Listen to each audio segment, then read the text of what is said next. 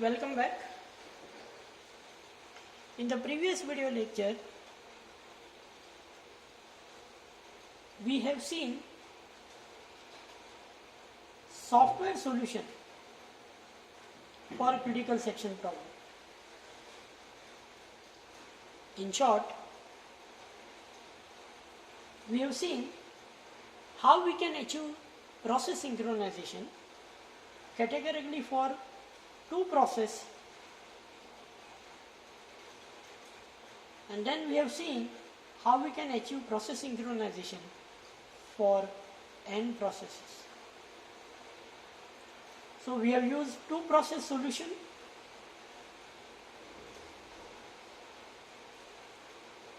or Peterson's solution for critical section, and then we have seen n process solution algorithm, or it is also called as Lamport Bakery algorithm,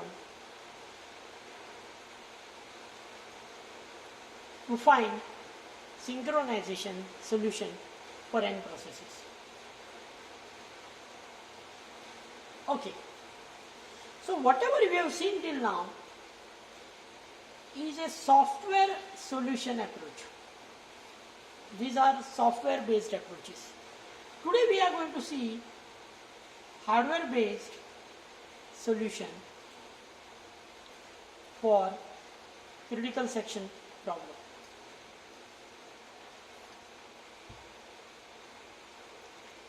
And why it is necessary?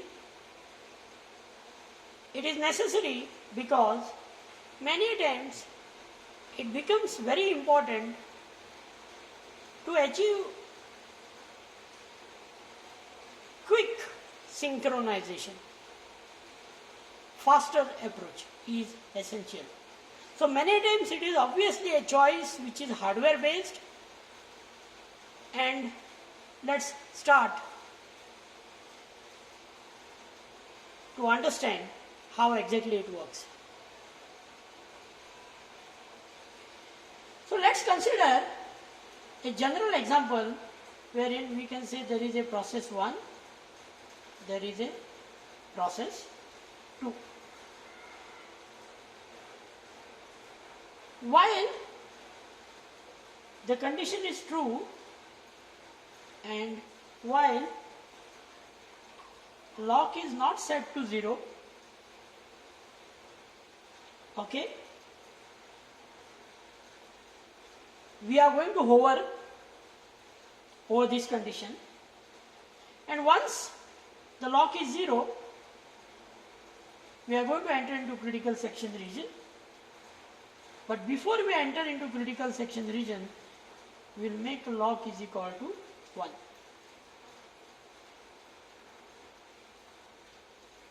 So we will execute, and while we are exiting, we will restore the condition of lock as required. Fine.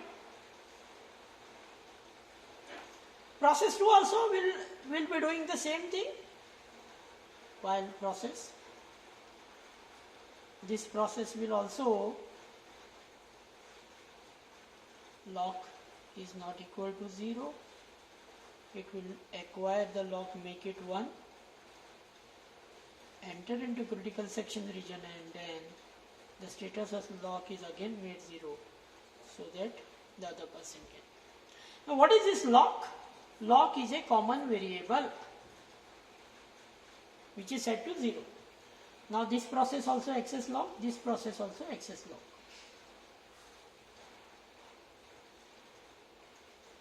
Now process 1 want to enter into critical section region. Process 1 will check the status of lock. Process 1 will read the data from lock into its temporary variable, check whether it is not equal to 0. Okay.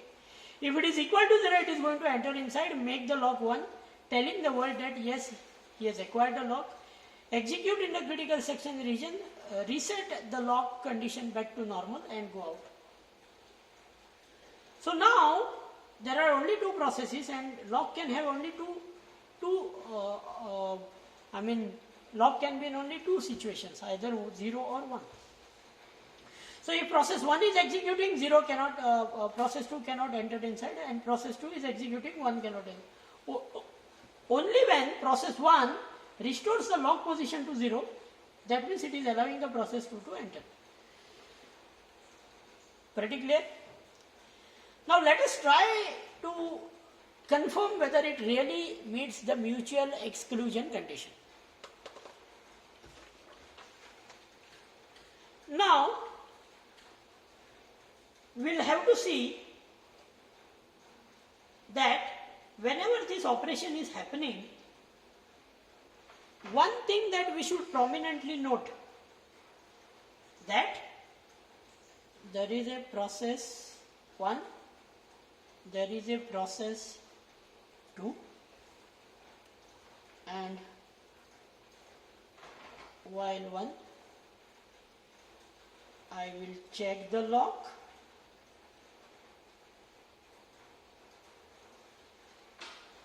once acquired I'll make the status of lock 1, enter into critical section, and then I'll restore the lock to 0. The same way while 1 for the other process, while lock is not equal to 0, I'll make lock 1, I'll enter into critical section region, I'll make lock 0, restore, and that is how it works. Now, so this is a common variable lock. Initially it is set to 0. Considering a situation where both the processes are executing independently. Let's say initially lock is 0. Let's start P1 with P1. P1 wants to enter. P1 will try to execute the instruction and check whether lock is not equal to 0. And suppose say while P1 is executing, there is a context switch happening, maybe because of preemption. Now, by now you know what is preemption. Process which is executing under CPU, if it is having a lower priority than the process which has newly arrived in ready queue, then process which is executing under CPU with low priority is preempted, and a process with higher priority in a ready queue is brought in for execution. So when this preemption occurs, there is a context switching. There is a jump from the process which is preempted to process which is brought in for execution. So you have to remove the process control block information of the preempted process and reload or load the information of newly brought process so that newly brought process can be executed. So there is a lot of work. So now P1 is executing in this while loop, checking the status of lock. The context switch happens and P2 also starts executing and starts checking whether the lock is. Fortunately, let's presume that P2 acquires the lock. Now what happens? See, P1 when started checking the status of this lock, P1 has read the information. P1 has read the information of the shared variable lock. And it is stored in its own temporary variable maybe. And now this lock is checked whether it is not equal to 0, means the information in temp is checked whether it is not equal to 0. So even though P2 has issued lock is equal to 1, acquired a lock, P1 doesn't know this because P1 has already read the information of lock and that information of lock says that it is equal to 0, and then we realize P1 also makes the lock makes the lock is equal to 1. The simple meaning of this is, at a time we will find both P1 as well as P2 in the critical section problem location. So both the processes arrive in critical section, and this is something which is violating critical section requirement. It is violating mutual exclusion condition. So it is violating mutual exclusion condition. So that means the approach that we have designed must be modified. So the hardware-based approach, it is categorically thought that first of all we should know why this is happening. First of all, we must be very clear the reason behind, violating a mutual exclusion condition. What we can observe here is,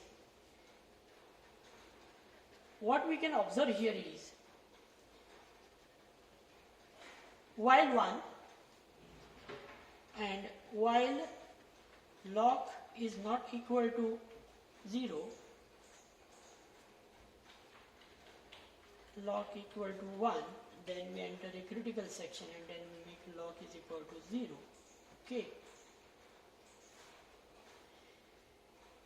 What we can make out from this is, okay, this problem of violating a mutual exclusion condition is arising only because these two statements which two different processes are executing are not atomic.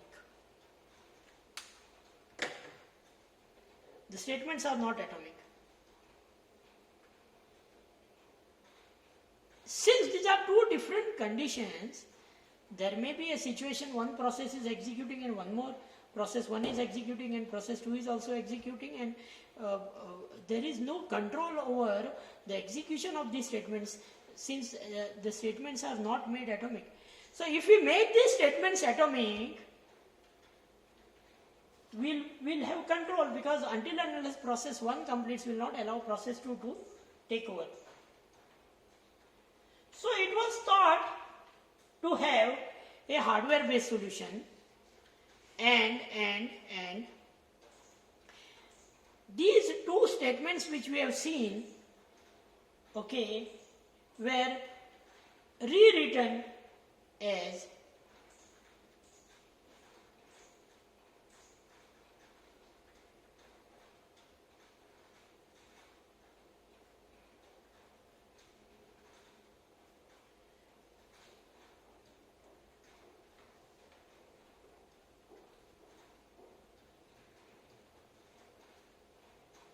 so. What is done in this case?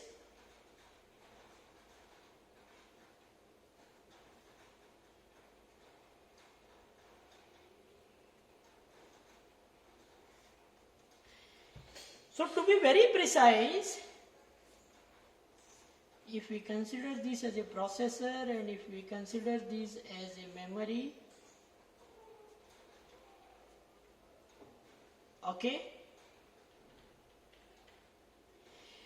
what is done is a pointer is used which directly points to the address of location in memory, which will read the previous value of memory and replace the existing value of that location by 1.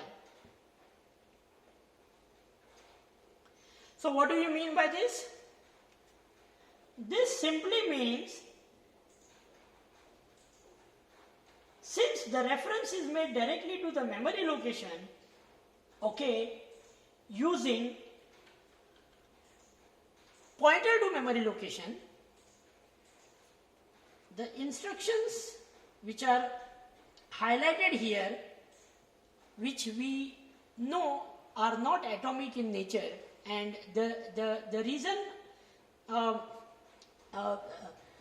since these instructions are not atomic, we know what is the problem that is happening. We saw that since the instructions are not atomic, we do not have control over two processes executing the same, and we find that we can have the processes, more than one processes in a critical section region executing simultaneously, violating mutual exclusion condition. So what is done is, a reference is made directly to a memory location wherein the previous value is read, and then once the previous value is read, okay, the current value is set to 1, and once the value is set to 1, it is written back.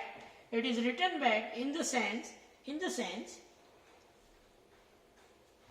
once the value is tested and found to be 0, there is a replacement of values, okay, among the two,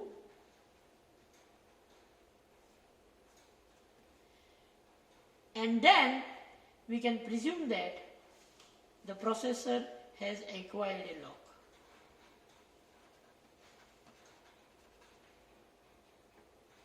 Then we can presume the processor has acquired a lock. Now, very important thing is to find out whether this meets the mutual exclusion condition, because otherwise what we are doing is of no use. So what we are considering here is,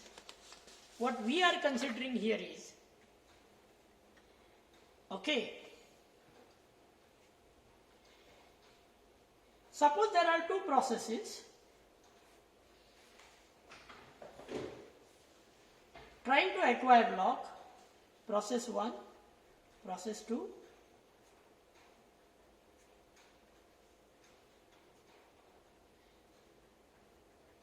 memory. Simultaneously access of the variable is not possible.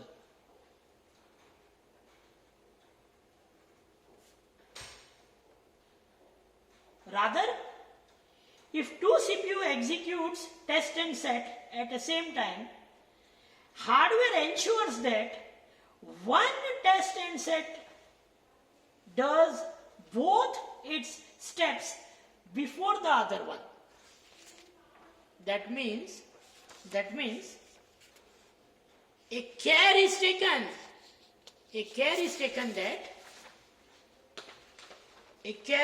that both the statements are executed simultaneously, automatically, by only one process completely, and then the other process. So what will happen? Simultaneous access is blocked. Rather, process 2 acquires the lock,